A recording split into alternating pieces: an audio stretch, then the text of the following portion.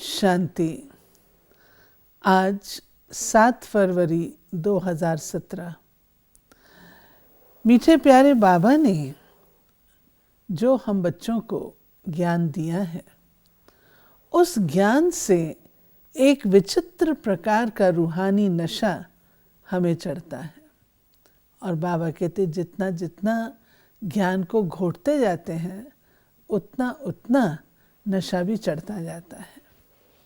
आइए आज की मुरली पर जो हमने सवेरे सुनी है उस पर हम मनन और चिंतन करेंगे।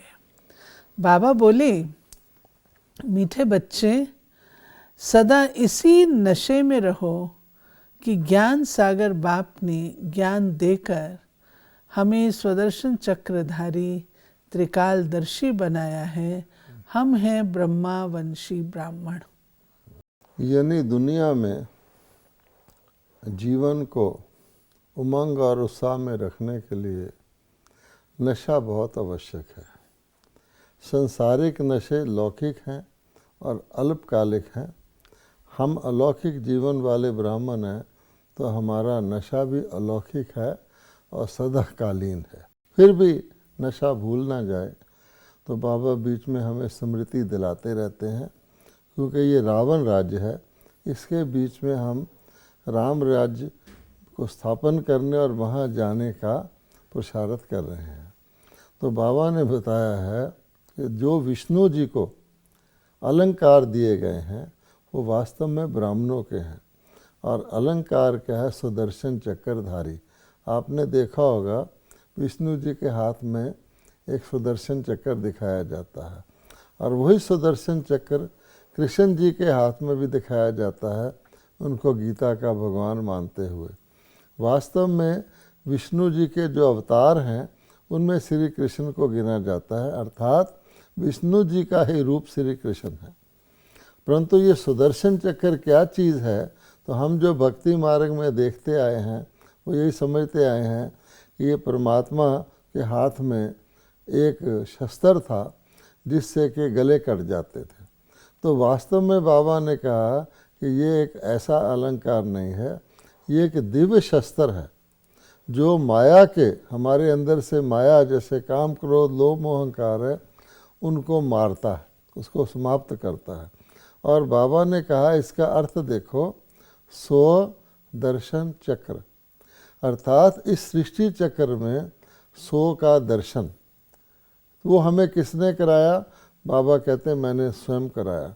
तो भगवान ने ही आकर के हमें स्व दर्शन चक्रधारी बनाया, अर्थात हमें तीनों कालों का ज्ञान दिया। हम ब्राह्मण ही जो परमात्मा से ईश्वरी पढ़ाई पढ़ते हैं तीनों कालों को जानते हैं, क्योंकि परमात्मा त्रिकालदर्शी है, वो आदि मध्य अंत को जानता है। हम बच्चों को जो ईश्वरी पढ़ाई पढ़ाता है, हमें भी उन्होंने बता दिया है कि सतयुग से कलयुग तक ये सृष्टि चक्र कैसे चलता है, और फिर पुनः कलयुग से संगम पर आके फिर सतयुग में आता है। इस प्रकार ये चक्र पुनरावृत्त होता रहता है। और हमें ये भी बताया गया है इस समय सुई कहाँ है, इस समय हम कौन से युग में हैं और कहाँ पर हैं। तो बाबा ने हमें अच्छी तरह बता दिया है कि तुम कलयुग के अंत के समय पर हो, संगम पर हो, और अभी सतयुग आने वाला है।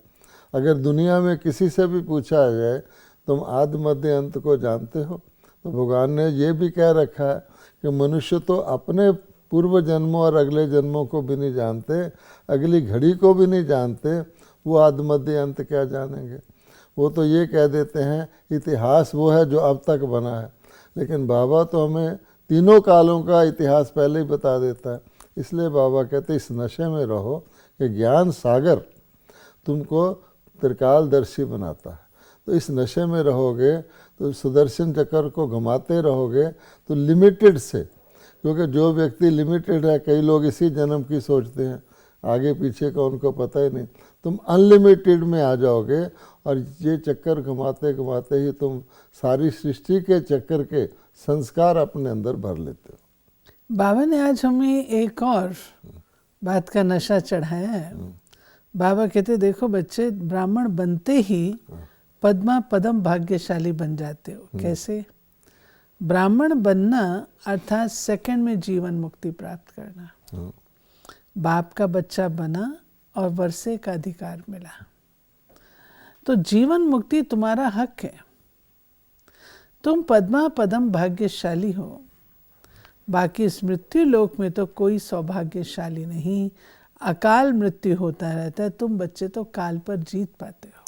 क्योंकि पहला भाग्य क्या होता है, आयुष्मान भव, कि तुम्हारी आयु लंबी और पूरी हो। क्योंकि अगर जीवन ही नहीं रहा तो फिर बाकी चीज़ें क्या रहेंगी। इसलिए बाबा कहते हैं कि तुम जब ब्राह्मण बनते हो, अर्थात ब्रह्मा के द्वारा मुझ परमात्मा की अडॉप्टेड चिल्ड्रन बनते हो, गोद के बच्चे बनते हो, धर्म के बच्चे बनते हो, तो तुमको पहला इनहेरिटेंस क्या मिलता है कि तुम पद्मा पदम सौभाग्यशाली बन जाते हो। क्योंकि परमात्मा का इनहेरिटेंस क्या है कि सतयुग से लेकर त्रेता के अंत तक 21 पीढ़ी तक, वो भी स्वर्ग में तुम्हारी पूरी आयु हो जाती है। तो पद्मा पदम सौभाग्यशाली हो गया कि नहीं, इसका कितना नशा है। वहाँ अकाल मृत्यु भी नहीं होती और रोग भी नहीं आता, काया निरोगी हो जाती है। इस दुनिया में तो कोई व्यक्ति सौभाग्यशाली भी नहीं है, भाग्यशाली भी नहीं कहेंगे, बल्कि अगर कड़ा शब्द यूज़ करें तो दुर्भाग्यशाली है। क्योंकि कितना भी बड़ा व्यक्ति हो, कुछ भी करे, यहाँ अकाल मृत्यु का बाज़ार गर्म है। कोई व्यक्ति जाके 100 साल तक भी मुश्किल से जीवित रहता है और काया भी रोग युक्त रहती है।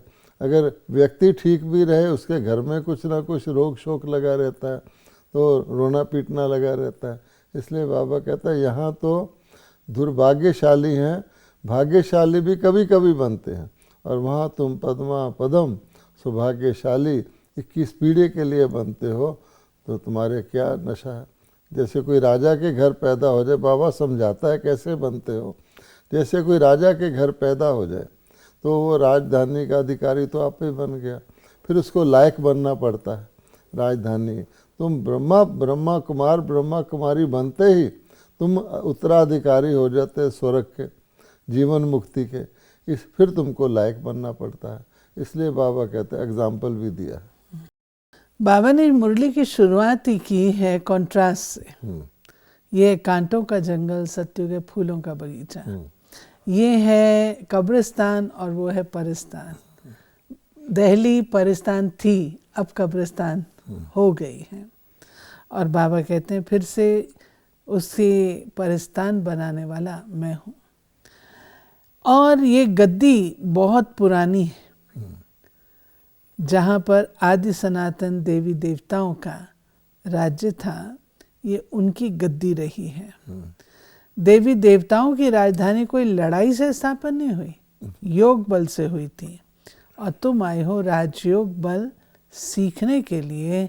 5000 वर्ष पहले सीखा था, अब फिर से सीख रहे हो। अब देखिए बाबा क्या बता रहे हैं कि भारत परमात्मा का बर्थ प्लेस है, अवतरण भूमि है। क्योंकि भगवानोवाच की भगवत गीता भारत में ही है, और आदि सनातन देवी देवताओं के मंदिर वो भी भारत में ही हैं।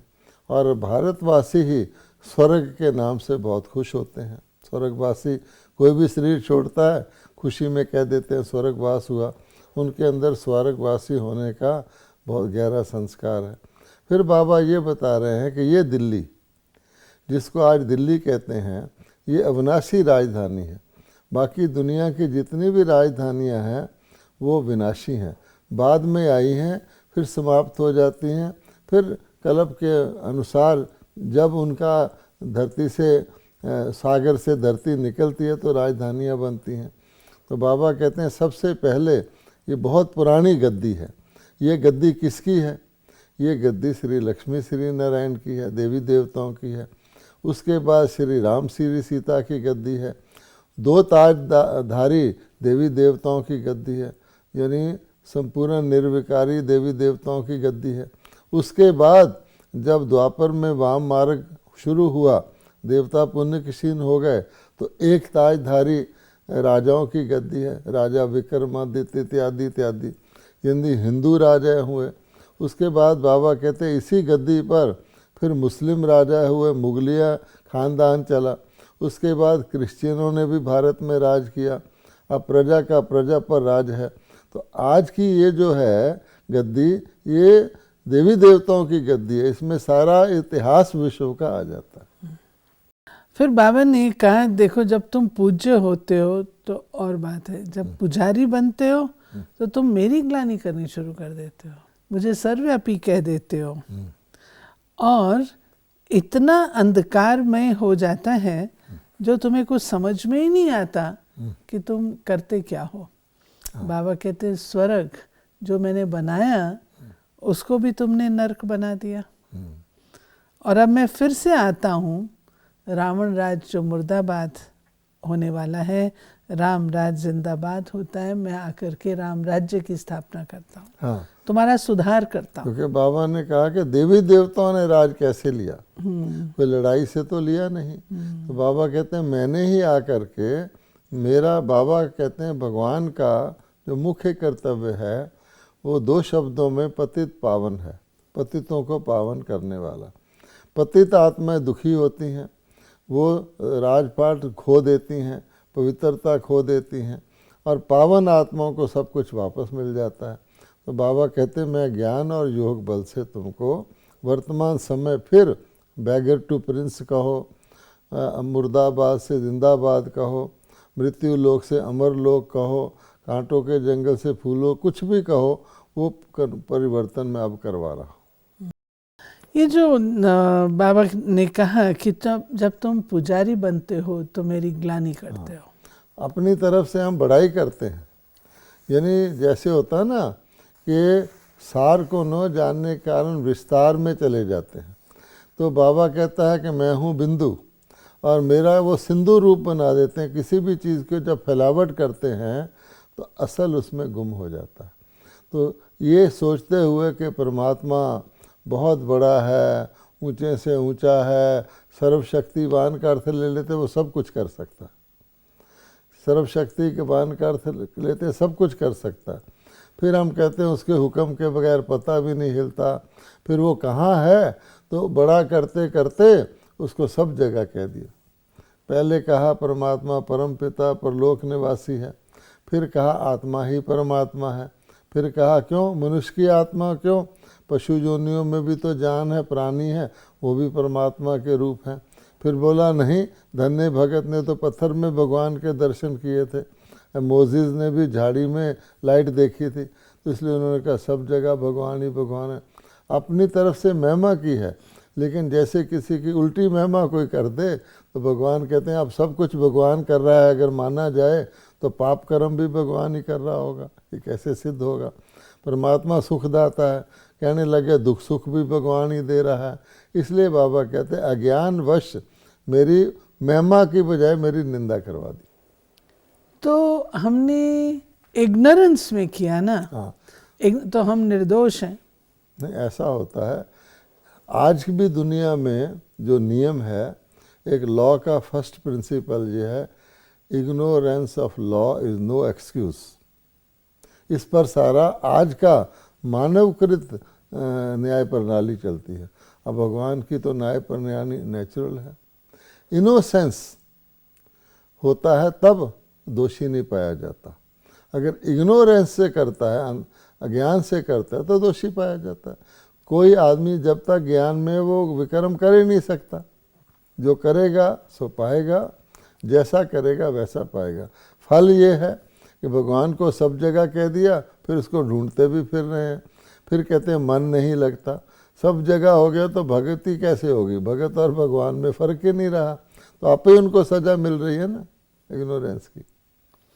बाबा ने आज ये कहा तुम जैसा सौभाग्यशाली और कोई नहीं है। हाँ, बाबा ने हमें हमारे भाग्य की जो महिमा है उसका एहसास कराया कि तुम त्रिनेत्री भी हो, त्रिकालदर्शी भी हो, सुदर्शन चक्रधारी भी हो, त्रिलोकीनाथ भी हो, मास्टर पतित पावन भी हो, मास्टर ज्ञान के सागर हो। जो भी शिव बाबा की महिमा वो तुम बच्चों के भी है। जो बाप की महिमा होती है वो बच्चों की होती है। परंतु हाँ, आश्चर्यजनक बात ये है, तुम ये सब कुछ हो, परंतु विद्वान पंडित इत्यादि उनको यही नहीं पता कि रावण चीज क्या है। क्योंकि वो मनुष्य मत है ना, वो मनुष्य मत पे चलते हैं। जितनी उनकी बुद्धि चलती है उतना वो बेचारे अनुभव करते हैं।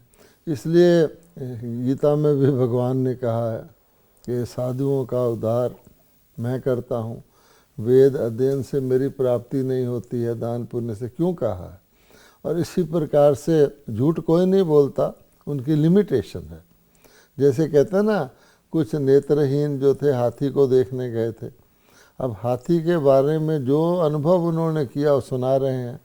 कोई कह रहा है जैसा जैसा हाथी को टटोला, किसी ने कहा दीवार जैसा है, किसी ने कहा खंबे जैसा है, किसी ने कहा रस्सी जैसा है, जो भी कहा, लेकिन गलत कहा ना, क्योंकि बेसिक बात यह कि हाथी को देख ही नहीं सकते। तो जब मनुष्य आत्माएं अल्पज्ञ हैं, अपने ही अगले पिछले जन्मों को नहीं जानती, तो परमात्मा के बारे में क्या जानेगी। फिर बाबा ये भी कहता है, जब रजोगुनी थे तो सच्चाई मानते थे कि हम परमात्मा को नहीं जान सकते, परमात्मा हमारी बुद्धि से बाहर है। और कहते थे कि किसे न पाया तुमरा अंत, ऊंचे से ऊंचा भगवंत, तेरी गतमा तू ही जानी। परमात्मा अपना सत्य खुद जानता है। बाद में आके कहने लगे हम जानते हैं, शिवो हम है, शिवो तुम है। परमात्मा सब जगह है, परमात्मा कुत्ते बिल्ले में भी है, और परमात्मा ही सब कुछ करता कराता है। उसके हुक्म के बगैर पता भी नहीं हिल सकता। ये उनको गलत ज्ञान किसने दिया? अपनी बुद्धि का अभिमान आ गया। बाबा कहते देखो, कोई शरीर छोड़ता है यहाँ पे तो कहते हैं क्या है, स्वर्गवासी हुआ। तो ऐसा कहकर के मुख मीठा कर लेते हैं। हाँ। परंतु असलियत तो ये है कि वो पुनः इसी दुनिया में ही आ जाता है। जब नरक में शरीर छोड़ा तो पुनर्जन्म नरक में ही लेगा ना। उसका हिसाब किताब तो यही है, चुकतू थोड़ी हो गया जो स्वर्ग में चला जाएगा।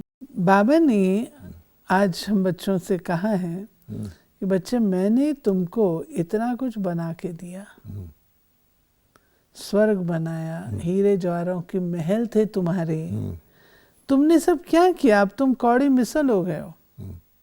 बाबा कभी कभी पूछते थे, तुमको हमने भारत को धन धान्य संपन्न किया, यहाँ दूध घी की नदियाँ बहती थी, सोने की चिड़िया था, शेर का एक घर जल पीते थे, आज खून की नदियाँ बह रही हैं और दरिद्र नारायण हो गया। भारत के ऊपर विदेशी ऋण इतना है कि जो उसका ब्याज देना भी कठिन हो रहा है, इंटरेस्ट देना भी। ये तुमने अपनी हालत कैसे कर ली? बाबा पूछता है। तो कहता है कुछ भक्ति में गवा दिया, कुछ भोग में गवा दिया, विकारों में गवा दिया। बाबा कहते हैं कितना भी कोई दान पुण्य करे, भक्ति मार्ग में खर्चा करते करते कला उतरनी ही है, क्योंकि टाइम ही है नीचे उतरने का। और बाबा कहते हैं कि बच्चे मुझे कहते हैं, बाबा हमने आपके मंदिर बनाए, उसमें हमने धन खर्च किया। बाप कहते हैं, I am your most obedient servant, most obedient father, most obedient teacher, पारलौकिक फादर, पारलौकिक टीचर, परलोक में रहने वाला मोस्ट ओबीडियंट सदगुरु भी हूँ। तुमको साथ ले जाऊंगा और कोई गुरु तुमको साथ नहीं ले आएंगे। यानी बाबा अपने आप को इतना नम्र और निर्माण बताते हैं। बाबा कहते हैं मंदिर तो बनाए, किसके बनाए उसकी बायोग्राफी कहाँ है नहीं जानते, इसलिए इसको अंधविश्वास कहा जाता है। ये जो बाबा कहते हैं मोस्ट ओबीडियंट सर्वेंट, ऐसा क्यों कहते हैं बाबा? बाबा कहते हैं तुम हमको सिखाने के लिए, जो कार्य पिता करता है बच्चे उसको फॉलो करते हैं, जो टीचर करता है उसके स्टूडेंट फॉलो करते हैं। इसलिए बाबा कहते हैं जो सेवाधारी है, अब देखिए बीज है, बाबा भगवान को सृष्टि का बीज रूप भी कहा जाता है। बीज क्या करता है? बीज शक्ल से देखो तो उसको कोई सुंदरता नहीं होती, कोई खुशबू नहीं होती, कोई रंग रूप नहीं होता। बीज अपने आप को डिसइंटीग्रेट कर देता है, तब वो जाके पौधा निकलता है। कहता है ना, दाना खाक में मिलकर गुले गुलजार। तो ऐसा परमात्मा कहते मेरा पार्ट है। क्यों कि मुझे कुछ प्राप्ति नहीं होती, मैं स्वर्ग में नहीं जाता, सुख में नहीं जाता। तुम बच्चों को दुख से लिबरेट करके मैं, मेरा पार्ट है, विचित्र पार्ट है, न्यारा और प्यारा है। तुम सुख में आते हो तो दुख में भी आते हो, मैं दुख सुख से सदा न्यारा रहता हूँ। यानी ओबीडियंट का मतलब सेवाधारी, तो अति सेवाधारी जिसमें अपना स्वार्थ है ही नहीं। हम आत्माओं को फिर भी अपना शरीर तो है, इसको भोजन तो खिलाएंगे ना, तो शिव बाबा को अपना कोई स्वार्थ है। ब्रह्मा बाबा भी व्यक्त हो गए, उनको भी अपने लिए कुछ नहीं लेना देना ही देना है। बाबा ने आज सारी भक्ति को, मूर्तियों इत्यादि को बनाने करने को कहा it is waste of time, waste of money, waste of energy. और श्रीमद् भगवत गीता एक चीज़ थी, उसमें भी बाप की जगह बच्चे का नाम डालने से उसको भी बाबा कहते हैं गड़बड़ कर दिया। अगर अपना श्रद्धा का, इमोशन का पार्ट हम अलग कर दें तो आप देखिए कि हम देवियों की मूर्तियां बनाते हैं, सजाते हैं, पूजा करते हैं, फिर पानी में डुबो देते हैं, उसके ऊपर खड़े होके कहते हैं डूब जा, डूब जा। अच्छा ये गुड़ियों का खेल नहीं है। ये हम लोगों ने देखा था कलकत्ता में, ऐसा करते हैं, तो नहीं डूबते तो खड़े होकर दबा के डुबाते हैं। अब जैसे छोटे बच्चे होते हैं, आपने देखा, गुड्डे गुड्डियाँ बनाते हैं, फिर उसकी शादी करते हैं आदि, तो हम कहते हैं ना बच्चे गुड्डियों का खेल कर रहे हैं, तो ये भी तो गुड्डियों का खेल है।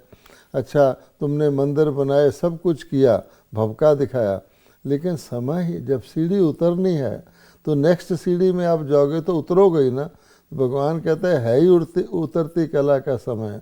जैसे कोई व्यक्ति बहुत कोशिश करे कि मैं बूढ़ा ना हूँ, हो सकता है, कुछ भी करे। अच्छा अगर नकली दांत लगा ले, नकली आँख लगा ले, नकली बात, तो बूढ़ा जवान थोड़ी हो गया, बूढ़ा और बूढ़ा होगा, एक दिन मृत्यु को प्राप्त होगा। इसी तरह सृष्टि चक्कर को, सुदर्शन चक्कर को ना जानने के कारण वो समझते हैं हम ऐसा करेंगे, ऐसा करेंगे। बाबा ने मुरली में कहा ना, विज्ञान भी, तुमने इतना इन्वेंशन किया लेकिन दुख तो बढ़ता ही जा रहा है। फिर आज की मुरली का वरदान है, सदा उमंग उत्साह के पंखों द्वारा उड़ती कला की स्थिति का अनुभव करने वाले कर्म योगी भाव। उमंग उत्साह आप ब्राह्मणों के उड़ती कला के पंख हैं। अगर कार्य अर्थ नीचे भी आते हो तो उड़ती कला की स्थिति से कर्म योगी बन कर्म में आते हो। ये उमंग उत्साह ब्राह्मणों के लिए बड़े से बड़ी शक्ति है। नीरस जीवन नहीं है, उमंग उत्साह का रस है, तो कभी दिल शिकस्त नहीं हो सकते। सदा दिल खुश, उत्साह तूफान को भी तोहफा बना देता है। परीक्षा व समस्या को मनोरंजन अनुभव कराता है। अब देखिए कि पंछी उड़ता है, आत्मा उड़ता पंछी कहा जाता है। शरीर एक भारी पिंजरा है जिसके अंदर आत्मा आ जाए तो उड़ नहीं सकती।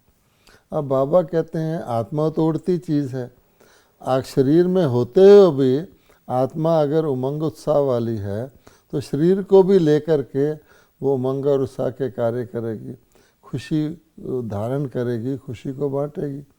तो बाबा ने क्या बताया है कि जो आत्मा की ओरिजिनल नेचर है, जब वो पवित्र है, जब वो सतोगुणी है, तो उसके अंदर नेचुरल ही, जैसे किसी एविएशन उड़ने वाले मशीनरी में उड़ने का इंजन रहता है, हेलीकॉप्टर है वो उड़ेगा, हवाई जहाज़ है वो उड़ेगा, रॉकेट तो उससे भी ज़्यादा उड़ता ही है।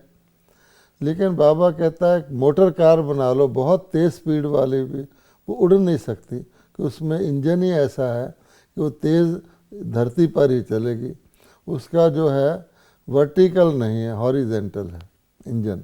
इसी प्रकार से बाबा कहते हैं आत्मा वास्तव में उड़ने वाली चीज़ है।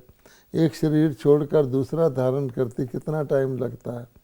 शरीर में रहते हुए भी हम संकल्प के द्वारा, हमारी स्पीड क्या है, एक संकल्प में हम सूर्य तक पहुंच जाते हैं, एक संकल्प में हम अपने वचन में पहुंच जाते हैं। इससे तेज स्पीड तो है नहीं, लाइट की स्पीड से भी ज़्यादा, बहुत ज़्यादा संकल्प की स्पीड है। लेकिन अगर वो स्पीड घटती कैसे है, तो एक है उमंग और उत्साह और एक है आलस्य और अलबेलापन। जैसे रॉकेट को नीचे ले आता है तो अगर आत्मा उमंग और उत्साह का ध्यान नहीं रखती तो आलस्य और अलबेलापन आता है। तो बाबा ने एक पिछली मुरली हमने मंथन किया था कि आलस्य और अलबेलापन के कारण क्या है। तो बाबा ने कहा था कि हमें बधाई देनी है, हर चीज़ के लिए खुशी करनी, खुशी का मौका होता है तो एक दूसरे को बधाई देते हैं। लेकिन अगर कोई ना कोई विकार का अंश है, जिसको बाबा कहता है क्रोध का अंश है, काम का अंश है, लोभ का अंश है, तो वो फिर हमें या तो आलसी बना देता है या अलबेला बना देता है। स्लोगन है, जो अशरीरी स्थिति के अभ्यासी हैं उन्हें शरीर के आकर्षण आकर्षित नहीं कर सकते, क्योंकि उनको वो आकर्षण ज़्यादा प्यारा लगने लगता। ये थी बाबा की आज 7 फरवरी 2017 की मुरली, जिसमें बाबा ने हम बच्चों को विशेष रूप से इस बात के लिए आह्वान किया कि सदा अपने आप को ऊंचे स्वमान में रखो, नशे में रखो। जो प्राप्ति हुई है उसको बाबा कहते हैं भाग्य समझ करके समेट के रखो। पद्मा पदम भाग्यशाली हैं, ये कदापि भूलो नहीं। ओम शांति।